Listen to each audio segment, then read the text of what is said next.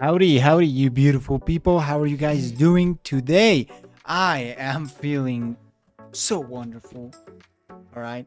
Y'all remember the hat last video? I actually uploaded a video today thinking, my day is gonna be chill. I can finally rest, sit down, take the day, whatever. But it gets even better. Kraut just uploaded a video. Yes!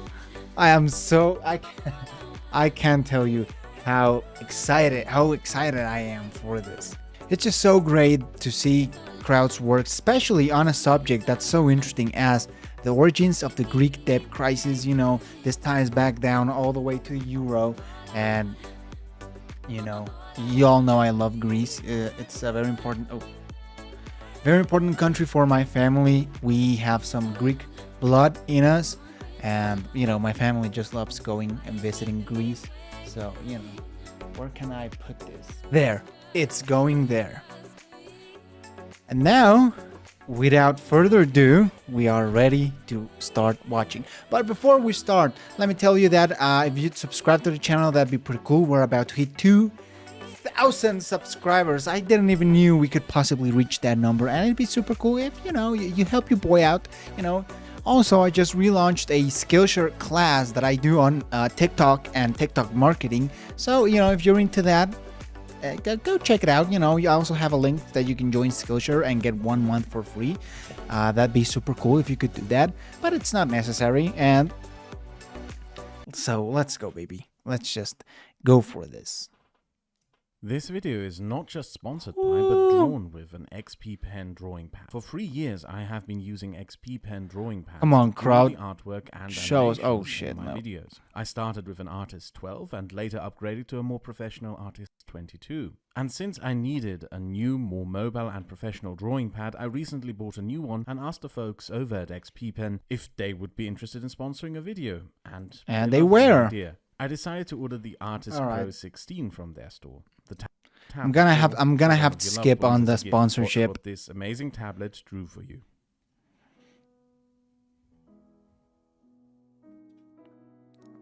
By the way, I don't think a lot of people really know this about me, but I was about to do an econ major, and I was gonna do a how would you call it, like a schoolwork, a university work on the origins of the Greek debt crisis. Well, not the Greek crisis per se, but we're gonna talk about the euro crisis. So, and the Greek crisis takes a big part on it. And of course, this is just a sub topic on the 2008 financial crisis that took place in America, but it's really spread all over the world. And there were a lot of issues with credit and getting credit, and the Greek economy at that time was really working on borrowed money. So I'm not gonna talk. I'm not gonna act like a huge asshole on this video. Like I really know 100% what I'm talking about, but this is like kind of my shit. A society and a state are two very different Oh, entities, the even Joker. though some can confuse the two or see them as a necessity to each other. A society can exist outside of a state and be governed by the norms and customs which do not require any Traditions, democratic state's institutions of authority to enact or enforce. A state is a means to enforce a social contract upon a society, either with or without the consent of that society. Under Ottoman rule, Greece was a largely rural place. Urban populations were small, and the majority of Greeks lived in the countryside. Ottoman rule was capricious. The Ottomans enacted restrictive laws sometimes and neglected the entire province at other times. Large parts of rural Greece were left to themselves, So it was like a which resulted province. in the emergence of banditry and the general increasing distrust of the Ottoman institutions that did exist. Greeks started living by their own norms and customs, and what developed in Greece is what is called a low-trust society. A low-trust society in general LTS. is a society that does not trust the state that governs over it. The distrust of the state results in parallel social institutions being established to replace the state and where the people organize their lives despite the state, rather than through it. Greeks stopped paying taxes to Ottoman tax collectors as a common custom, both as an act of defiance you, and man. as a means of organizing themselves as a society. It is to this day a common practice in Greece and also in southern Italy for small businesses to keep 2 business ledgers if you own a business, one that you show to the tax collector and one with the correct numbers that is only shared with the family. The refusal to pay taxes out of defiance Yeah, I think that might also be a little common in Mexico, just saying. and How distrust do I of the know? state is a curious Greek custom ask that me. continued even after independence, when those taxes were meant for an independent Greek state. Low trust societies exist throughout many parts of Europe, created through religious abuse of power, fascism, organized crime, communism, or as an imperial legacy. That many of them are found in the Mediterranean and are either Catholic or Orthodox is entirely incidental. It is neither geography nor culture that shaped these social frameworks, but the decay of its institutions through specific historic events and developments. The relationship these European societies have with their state is more comparable to the relationship Colombian, Nigerian, and Burmese societies have with their state, rather than with German society, whose relationship with the state has more in common with Japan and South Korea than Greece. Oh, Low damn. trust societies, however, do not Bringing only up distrust Japan the and state. To a Germany degree, in every the same society example. I don't know. distrusts the It's state. kind of What weird. makes a low trust society unique is that the people tend to distrust each other. Institution With and the the government. absence Yep. of the authority within a state as an arbiter and enforcer of law and order, low trust That's true, and he even mentioned a little bit on the video on the Mexican American border and how Spain pretty much pass on those cultural traditions or that low trust to institutions to its colonies or its societies territories. rely on their own norms to keep order, and these norms and customs are often built upon family groups and small kinships. And yeah, people here don't trust each other at all. Norms can be bent or even breached. The only extent to which you can trust people outside of your immediate kin group is measured by how much they are indebted to you.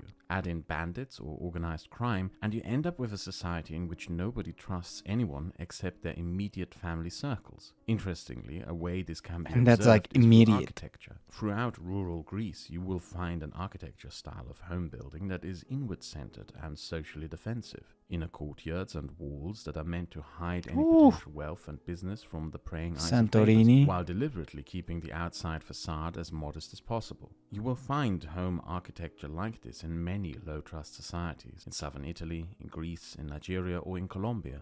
The result of this social structure in which nobody trusts their neighbor and everyone sees everyone as a competitor or potential rival is the development of a deeply entrenched clientelism in political matters and business. Business And that's pretty political sad, isn't it? decision-making is increasingly conducted on a favor-based system. You get someone's support or loyalty only in exchange for informal handshake or through under-the-table backroom deal agreements.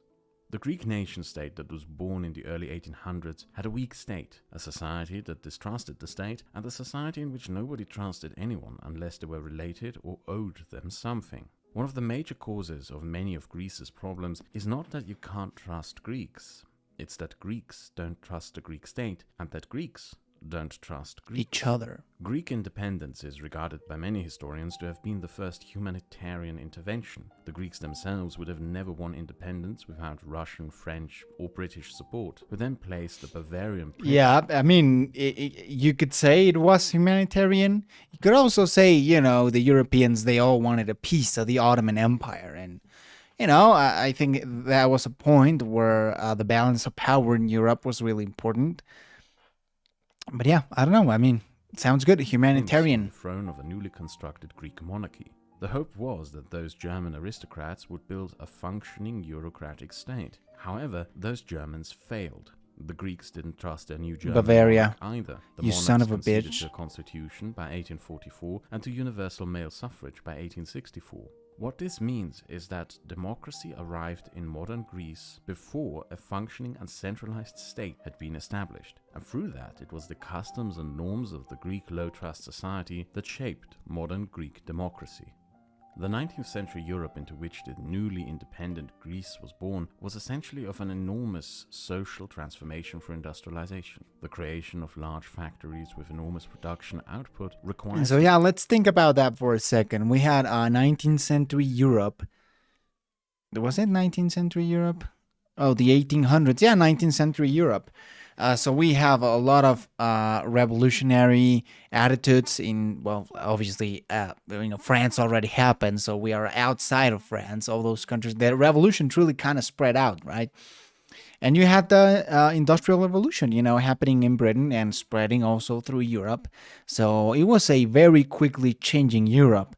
We also had a lot of patriotic sentiment. The unification of Germany, the eventual unification of Italy. So a very, very different Europe from the previous centuries. And of course, Europe was also expanding their empire. So France, Britain, expanding their overseas colonies.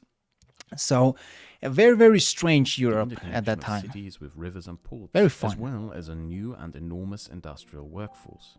The result was an enormous urbanization that took place throughout most of northwestern Europe on a scale that dwarfs previous urbanizations. A transformation which the German sociologist Ferdinand Tönnies called the transformation from Gemeinschaft zu Gesellschaft, translated from community to society. In a community, All people right. see themselves as part of a larger collective that they serve through their own efforts as participants in mutual benefit. In a society, people see themselves as individuals, practicing in labor for their own direct benefit through others and themselves. You can observe that social transformation currently taking place in China, where up to 400 million people migrated into cities in the past 20 years, disrupting old Confucian rural communities and thereby strengthening the Chinese communist state, but also creating a new urban, individualistic, cosmopolitan Chinese citizenry that comes with new challenges to the Chinese communist state. However, back in the 19th century, this transformation did not take place in Greece and large parts of the Balkans. Instead, urbanization occurred through the transfer of village populations into urban regions without industrial or political development, but as What's the oh, what's the urbanization rate in Greece? Like, what percentage of the people? 79%. That's of course that's high. That's a majority, but that's not as high as some other places. So definitely interesting. centers of public administration and Twenty commerce. percent are still Industry rural. sectors So did not really emerge until the 1930s. This resulted in rural customs and norms, as well as rural communities being preserved within a city. According to the Greek sociologist Apostolos Papakostas, what happened is that Greek cities transformed into becoming cities of peasants, and that you gotta city love the Greek names became a sort in of Greece. urban peasant. You can observe a similar process in American cities where Italian and Greek immigrant communities formed such communities of urban villages until they recently started to dissolve and integrate into the wider Yeah, American that sucks, society. bro. Greece, however, did at the time not have the strong enough state to dissolve the structures of these urban villages. Urbanization and modernization did not come with political development. What this meant for Greek democracy when it arrived in 1864 was that its voting blocks were not organized around social classes, but region and clan-based. Political power in the new Greek democracy was therefore administered on a quid pro quo basis of clientelism, just as political power had before democracy. Greece consequently didn't develop an industrial proletariat or middle-class bourgeoisie. People did politics on the basis of their immediate community and kinship groups. You voted for someone in exchange for a favor once that person was in power. This sort of reminds me a little bit of how South Texas and all the Hispanics, revolved around the wealthiest member of the community, right? And when you wanted the votes of the community, you needed to go to that one person. It happened in Duval County. I don't remember the name of this guy, but you can also see those kind of attitudes in Latin And America. what this favor ended up mostly being were public service jobs or regulatory exemptions. Starting in the 1870s, I'm guessing he's not really gonna touch on the economics of this. This is more of a historical, which is great. I also love that, but patronage developed in Greece, in which political power was established, gained, and exercised through the deals involving handing out public sector jobs. The low-trust society structure was thereby continued as Greece moved into the 20th century, and during the first half of that century, events transpired that lowered that trust even more. yikes. The most impactful and traumatizing of all would be the Nazi occupation of Greece. The Nazi occupation of Greece was extremely brutal. It is estimated that up to 2/3 of the Greek population were active in the resistance. The Germans reacted to Whoa, 2/3. So you gotta really imagine that inside that group, there were probably a lot of women, a lot of, I don't know, maybe even like teenagers, maybe elders. That's a lot. 2/3 of the population actively resistant. resisting at that time, one of the world's biggest armies and one of the biggest war machine that has ever existed. So in a country that's very small, very rural, you can't imagine how brutal that must have been to our good friends in Greece. Resistance by picking a random town, murdering its entire population, and burning that town to the ground, which would be the fate of 1,770 Greek villages. Over 100,000 Greeks were murdered and millions made homeless.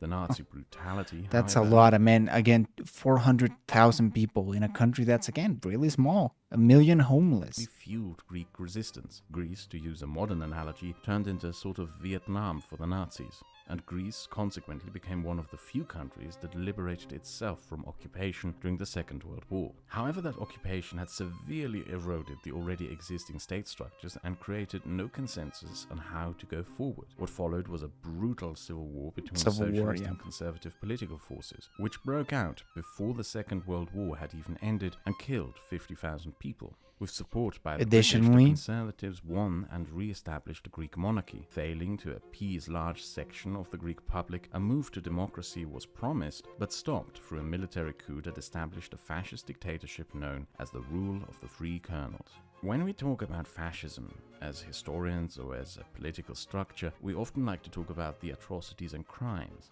This, of course, is an important aspect of it, if not the most important. But there's another aspect of fascism that we tend to ignore or that many don't even know about, even though it has one of the most devastating legacies for any society that is recovering from it: institutional corruption.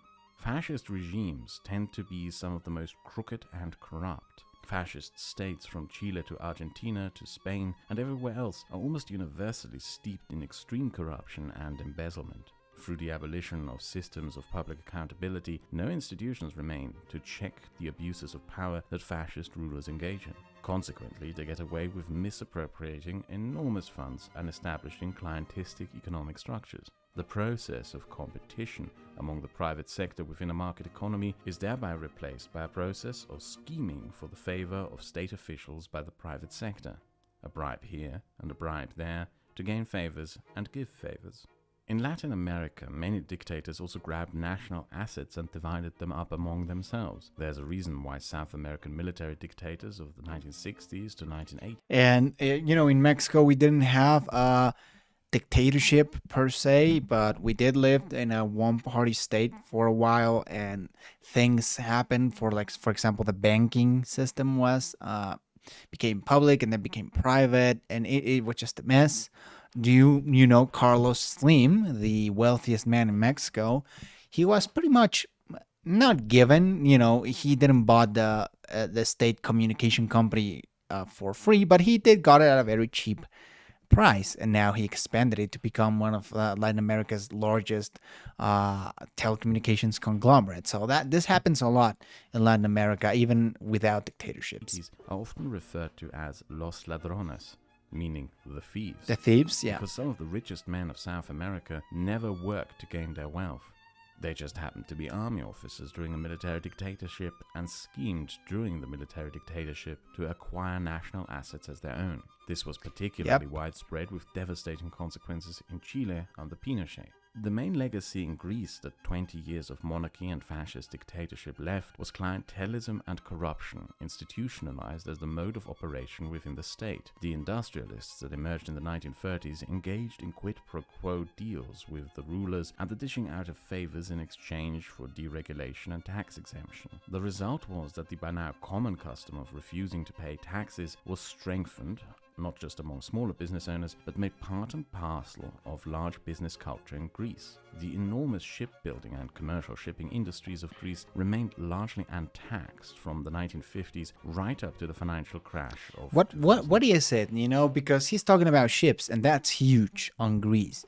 I mean, isn't it like 5 or 10 or 15% of the ships around the world are Greek, something like that? It's pretty huge considering how small of a country Greece is. But you cannot wag your finger at and blame the very wealthy alone. Take a look at satellite images of Athens and you will find one of the reasons why. You will notice an enormous amount of privately owned swimming pools in a lot of small private homes. Water is a valuable resource in Greece that cannot be wasted. Therefore, If you own a private swimming pool in Athens, you are supposed to register its existence with the city council to pay a special water tax.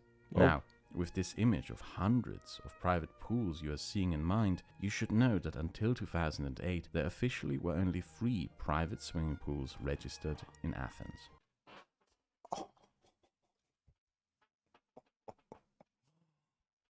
Wow. That's shocking. I just need a second to process it. 3 pools out of probably what, thousands, dozens. I mean, Athens is a pretty large city, so I mean, it has to be like maybe even dozens of thousands of pools, and there were only 3. You know, hey. People simply didn't register them to avoid paying the tax. Now, you can't blame it all on swimming pools alone, but this stands in general for how this custom of refusing to pay any tax was very widespread. On a larger scale, smaller businesses often didn't register any of their conducted business for taxation. And again, I don't want to give political opinions, and I'm actually very like pro European Union, right? However, you know, there's the argument to be made that a country like Greece and a country like Germany have very different cultural differences that maybe stops them from having an accurate fiscal policy. You know, that means the taxes. Germans pay their taxes. You know, Greeks a lot of times don't pay their taxes. So this is not like an pro or anti-European Union comment, but it's just acknowledging the reality that there are some very strong cultural differences amongst the EU, and you know they have to be addressed somehow. And you know, it doesn't mean they can't be solved or worked with, but they need to be addressed. Purposes. By some estimates, the Greek shadow economy made up between 30 to 40% of the Greek economy. Yes, that means that a third to almost half of a national economy was completely untaxed. Add to that the large private sector industries. That's actually a lot. Here in Mexico, we have a term that we say informal economy or non-formal economy. That's basically everything that happens under the table. And it's estimated that here is also around half. And Mexico is like a third world country, right? And Greece is part of the European Union. So again, getting back to those cultural differences that a lot of times are not addressed, and they should be. And that negotiated in I don't know what y'all think about that. that. A recipe for disaster. However, the worst contributing factor is that this system of clientelism between the state and the private sector was continued after the return of democracy in 1974 by the emerging conservative political party New Democracy. Conservative Greek political power was built on a preservation and continuation of a status quo that was beneficial for private business interests, but fiscally extremely irresponsible. The second major political party at the return of democracy was the Pan-Hellenic Socialist Movement, or PASOK. Rather than changing the state... And that's the thing, and sorry for stopping the video a few times now, but countries like Greece were very financially irresponsible, right? And they had very high interest rates when it came to, for example, loans. And when Greece joins the European Union, they have the same tax rates as other financially responsible countries, like, for example, and this is the most common example, Germany, right? So what happens when you give a country that's very financially irresponsible very low interest rates or very low interest rates for loans? They become they start borrowing a bunch of money that they can't really pay. And that's basically a very small summary of what happened to the Greek economy a decade ago. Status quo. Its first 10 years in government were spent building another clientistic system, however revolving around the public sector. PASOK had a chance to reform the Greek state and get rid of the corruption that had festered deep into the state apparatus, but instead the Greek socialists sort of seized the means of corruption. Rather than dismantling the corrupt structures, they made them available to everyone. The Conservatives corrupt, socialists corrupt, where fascist appointments corrupt. were Come increasingly on. no longer made on the basis of merit, but on the basis of clientelism. vital national institutions, such as the National Bank, which are essential for the functioning of any modern state, were undermined and used increasingly as political instruments of power. When the Conservatives were re-elected, they did not try to abolish the system of political appointments, but instead kept the system and merely tried to outnumber the appointees loyal to the previous government with additional appointees loyal to themselves. The effect this had was not only that less qualified people ended up in state positions that require very high qualifications, but that these state institutions were increasingly ineffective in challenging power abuses and providing checks and balances, or, well, to even just do for what they were created in the first place, their job. PASOK and ND traded power in elections 5 times. And all these changes Wow. in power began with political appointments in the institutions of the state and public sector. Up to 40% of public sector. This is something that I would love to know more about, because aren't you supposed to be a very democratic country to join the EU? You know, you have to have like an efficient democratic system. I didn't knew the political story about Greece. I didn't knew there was this much corruption, honestly. So I don't know, why were they? Why? I mean, I don't want to dunk on them, but why was the Greek application, accepted? The employees ended up having received their jobs through political appointments. The powerful public sector labor unions also guaranteed tenure for most such appointment jobs, meaning that rather than replacing them with a change in power, new governments just hired more to outnumber the previously appointed ones. This, as you can probably imagine, resulted in utter lunacy. An enduring mystery to this very day is just how many employees the Greek National Bank had before 2008. The number must be astronomical and completely nonsensical. This system established by the Greek socialists trickled down even into the lowest segments of the public sector. The city of Athens, for example, has 13 hospitals. Up until 2008, each one of these on average employed 30 gardeners to manage a public garden. But only one of these 13 hospitals actually has a public garden. The remaining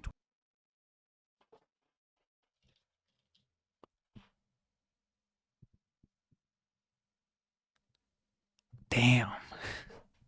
Damn, Greece. What's going 12 on? hospitals basically provided ghost jobs through public sector appointment. What's worse about this is that before the return of democracy, Greece had a very sufficient and strong community structure. Working people usually didn't have the benefits of corrupted states available to them. Because of this, the Greek working population became very self-reliant with strong work ethic. But through the state corruption now being made accessible to everyone by PASOK, it increasingly eroded the self-reliant community structures of Greece.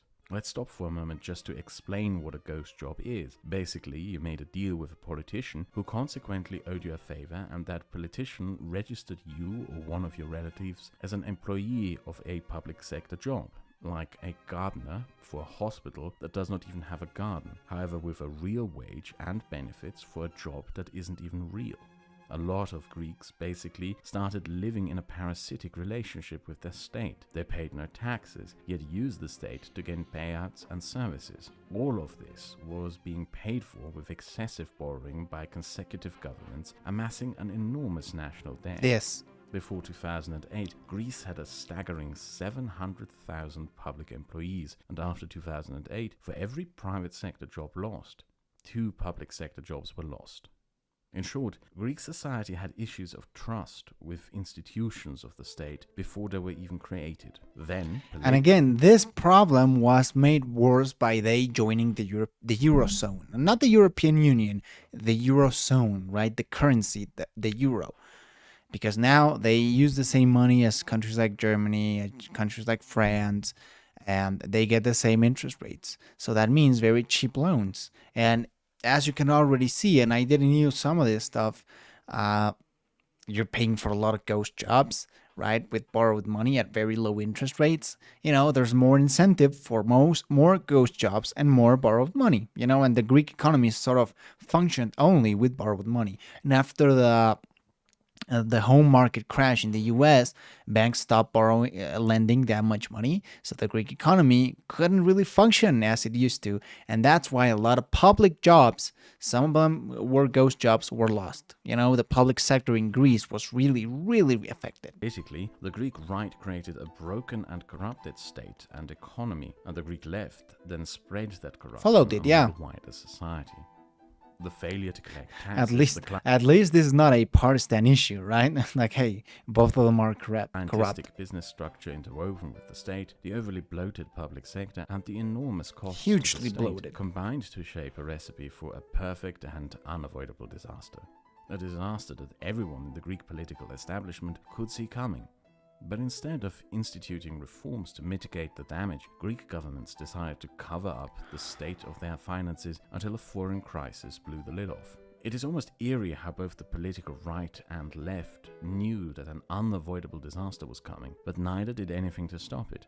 Neither tried to call out the other for it, but they also didn't have some sort of secret agreement to pretend it wasn't happening.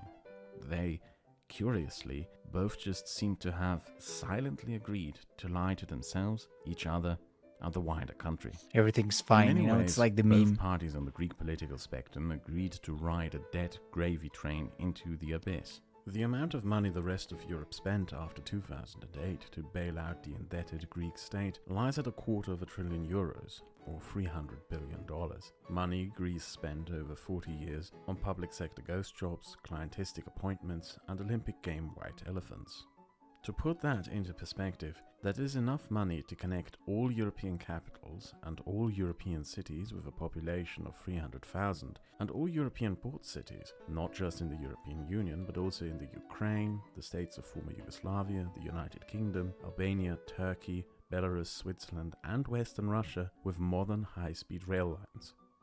7 times. Wow. The burden of this excessive... Really, this sounds like a little bit of a stretch, to be honest, but even then, like, it's just a huge amount of money. Greece was very financially responsible, and other people had to pay for it. The European taxpayers. I really wonder how not only the Greek viewers, but the European viewers in general view the financial situation in Greece, because remember, you share a currency with Greece. So if Greece collapses, right? If Greece literally runs out of money, then that's a problem not only for Greece, but for Spain, Italy, Germany, France, and all the members of the Euro area. So it's just a huge, messy problem, and has now been dumped upon the millennial generation of Greece, with the country being placed under a strict condition by creditors to produce a budget surplus until 2060.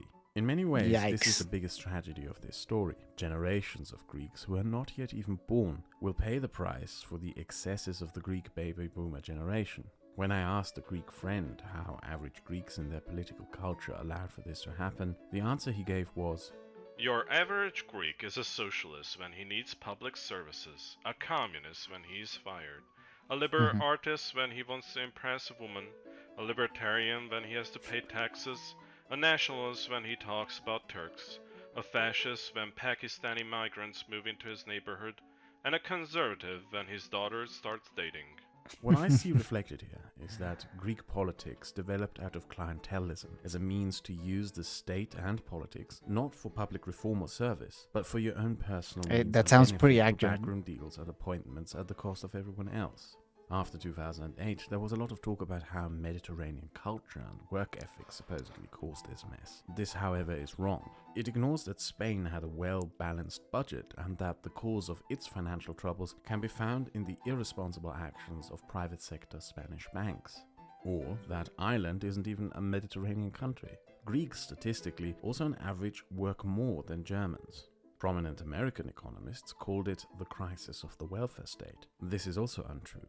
It ignores the fact that European states with large social spending structures weathered the crisis better than the United States did. And it also conveniently ignores that it was the Americans and their private sector excesses that blew... Yep. You guys remember? Too big to fail. It's a concept that basically... Let me get this. Okay. basically surged after 2008. You know, like, oh, maybe there are companies that are too big to fail, because when you let a bank like Lehman Brothers fail and you don't bail them out, because that was what happened, they did not bail Lehman Brothers out, a bunch of problems arise, a lot of them. And again, I don't want to talk about it. One, because I didn't pursue my economics degree, so I don't want to sound like I know more than I do. And two, because it's just very long, very complex. I don't fully understand it. But it's very interesting, for sure. Blew the lid off the crisis in the first place. Lehman would. The reasons for why the debt crisis happened is different in each affected country. And in Greece, the reason is a legacy of a low-trust society that built a weak state institution that was not impartial and vulnerable to clientelism. The challenge that Greeks now face today is to build a modern, impartial, publicly accountable and meritocratic institutions of a state, from which a high-trust society can evolve. The story of these events and developments that led to the Greek debt crisis of 2008 is ultimately a great example for one thing. In previous videos, we have seen with Russia how corruption can be used within institutions of a state to strengthen an authoritarian system. We saw this. However, is a great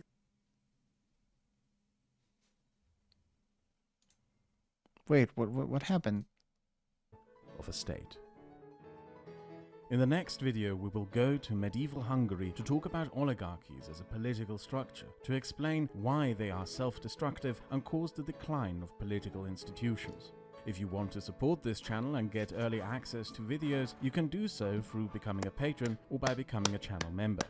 You can also donate via PayPal. Links are in the description. Thank you to the contributing artists, Mike from the Netherlands, Wow, that was pretty good. How much is the Patreon of Kraut?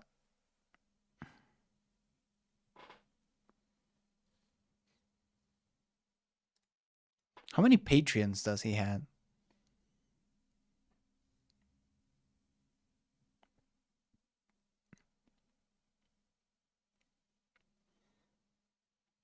$1,200 Patreons. Nice. If you guys, I mean, go support him. I might actually sign up for his Patreon, you know.